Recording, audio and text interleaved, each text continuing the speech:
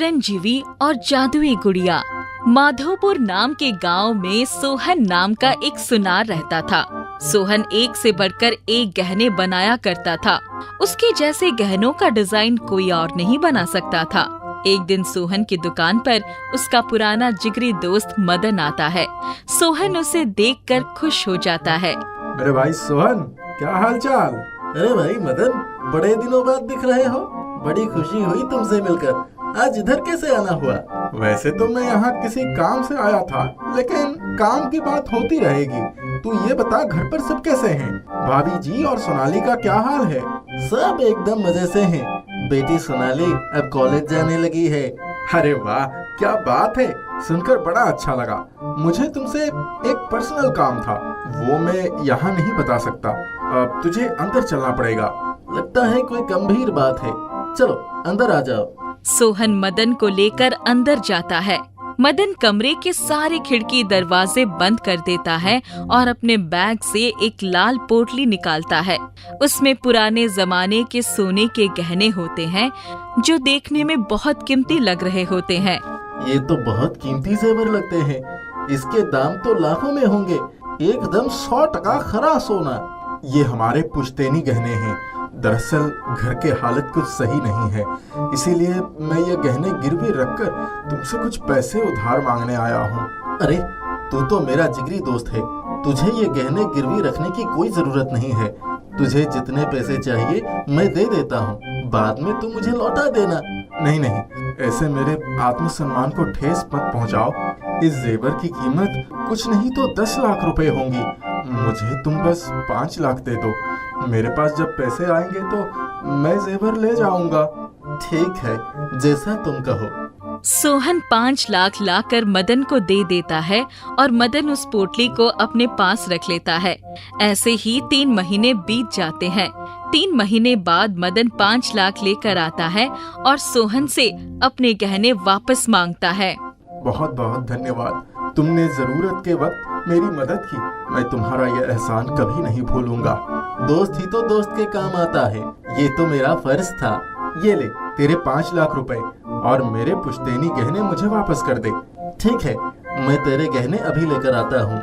मदन 5 लाख लेकर सोहन को उसके गहनों वाली पोटली वापस कर देता है और मदन गहनों वाली पोटली को अपने बैग में रखकर वहाँ से चला जाता है। लेकिन अगले दिन मदन रोते हुए सोहन की दुकान पर वापस आता है। क्या हुआ भाई, तुम क्यों रो रहे हो? सब ठीक तो है? अच्छा सिला दिया तूने मेरे दोस्ती का। मुझे तुमसे ये उम्मीद नहीं थी, तुमने मुझे धोखा दिया है। अरे भाई, ये क्या बोल रहे हो तुम? जरा मुझे बताओ तो हुआ क्या है?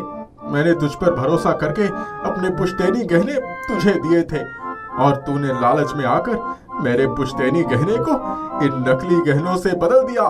ये देख, इस पोटली में नकली गहने हैं। ये कैसे हो सकता है?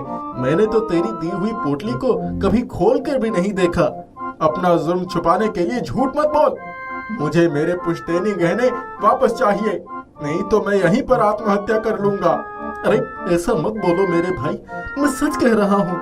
मैंने कभी भी इस पोटली को खोल कर भी नहीं देखा। मदन सोहन से 10 लाख रुपए मांगने लगता है और नहीं देने पर आत्महत्या करने की धमकियां देने लगता है। सोहन बड़ी मुश्किल में फंस जाता है और पूरे बात की जांच परख करने के लिए चिरंजीवी को बुलाता है। चिरंजीवी बहुत होशियार है, वो सारी बातों की सच्चाई का पता लगा कर रहेगा। मुझे तो बस अपने पुश्तैनी गहने वापस चाहिए, नहीं तो उसके बदले 10 लाख रुपए तुम्हें मुझे चुकाने होंगे। तुम चिंता मत करो, अगर सोहन ने तुम्हारे पुश्तैनी गहने लिए हैं तो सारी सच्चाई सामने आने के बाद तुम्हारे गहने तुम्हें वापस मिल जाएंगे। चिरंजीवी सारे सबूतों की तहकीकत करता है और सोहन की दुकान की तलाशी लेता है। मैं सच कह रहा हूँ, मैंने कभी भी मदन की दी हुई गहनों की पोटली को खोल कर भी नहीं देखा। मुझे नहीं पता अचानक से उस पोटली के गहने बदल कैसे गए। मुझे अच्छे से याद करके बताओ, मदन ने तुम्हें वो पोटली कहाँ पर दिया था? मदन ने मुझे वो पोटली मेरे कमरे में दी थी। हमारे आसपास कोई भी नहीं था, कमरे में अंधेरा था और सारे खिड़की दरवाजे बंद थे। उसके बाद मैंने उस पोटली को अलमारी में संभाल कर रख दिया था। सोहन से पूछताछ करने के बाद चिरंजीवी मदन से पूछताछ करता है। तुम सोहन को 5 लाख देने के बाद गहने की पोटली लेकर सीधा घर गए थे और जब वहाँ पर उसे खोला तो उसमें नकली गहने थे। हाँ, मैं यहाँ से सीधा अपने घर गया था और घर जाकर देखा तो उस पोटली में चमचमाते सोने के गहनों के बजाय ये पुराने तांबे के गहने थे। मुझे अपने पुश्तैनी गहने वापस चाहिए, नहीं तो उसके बदले 10 लाख रुपए चाहिए। अरे थोड़ा सब्र रखो, तुम्हें न्याय जरूर मिलेगा। चिरंजीवी सारी कड़ी से कड़ी जोड़कर सोचने लगता है, लेकिन उसे कोई सुराग नहीं मिलता। वो परेशान होकर एक पेड़ के नीचे बैठ जाता है। वहाँ पर एक जादुई गुड़िया होती है। चिरंजीवी को परेशान देखकर उसके पास आकर पूछती है, ओ राहगीर, लगता है परेशान बड़ा। क्या तेरे ऊपर कोई मुसीबत का पहाड़ खड़ा? मुझे बता तेरी परेशानी, दूर करेगी सारी परेशानी ये गुड़िया की रानी। ये तो कोई जादुई गुड़िया लगती है। चिरंजीवी अपनी सारी परेशानी जादुई गुड़िया को बताता है। अच्छा, तो ये बात है। मुझे तुम अपने साथ उस सुनार की दुकान पर ले चल। जो भी मुझे अपनी गोद में लेकर झूठ बोलेगा तो मेरा रंग काला हो जाएगा और सच्चे इंसान की गोद में बैठते ही मेरा रंग सुनहरा हो जाएगा।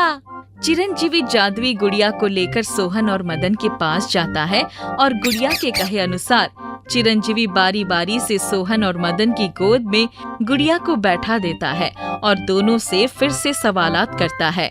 सोहन की गोद में बैठते ही गुड़िया सुनहरी हो जाती है और मदन की गोद में बैठते ही गुड़िया काले रंग की हो जाती है। सच सच बताओ, पूरा मामला क्या है? मुझे माफ कर दो, मैं लालच में आ गया था। सोहन को मैंने असली गहने दिखाए, पर जब वो पैसे लेने गया तो मैंने पोटली तांबे के जेवर वाली पोटली से बदल दी थी। मुझे तुमसे ये उम्मीद नहीं थी। आज के बाद मैं तुम्हारे शक्ल भी नहीं देखना पसंद करूंगा। जादुई गुड़िया की मदद से चिरंजीवी ये केस भी आराम से सॉल्व कर लेता है।